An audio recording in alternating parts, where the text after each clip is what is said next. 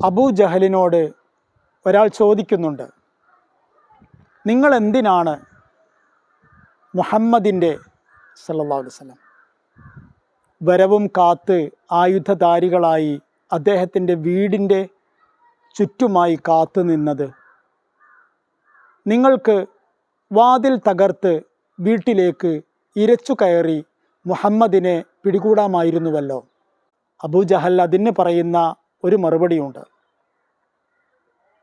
ഞങ്ങൾ അങ്ങനെ ചെയ്യാതിരുന്നത് അറബികൾ അബൂജഹലും സംഘവും മുഹമ്മദിൻ്റെ പെൺമക്കളെ ഭീഷണിപ്പെടുത്തുകയും അവരുടെ അഭിമാനം പറിച്ചു ചീന്താൻ ശ്രമിക്കുകയും ചെയ്തു എന്ന് എന്നെങ്കിലും ഒരിക്കൽ പറയാതിരിക്കാൻ വേണ്ടിയായിരുന്നു ഞങ്ങൾ അങ്ങനെ ചെയ്തത് എന്ന്. മാന്യത ശത്രുതയുടെ മുമ്പിൽ പോലും വകവെക്കുകയും പരിഗണിക്കുകയും ചെയ്യുന്ന സ്വഭാവം അറബികളുടെ ചോരയിലുണ്ടായിരുന്നു. വസ്സലാം.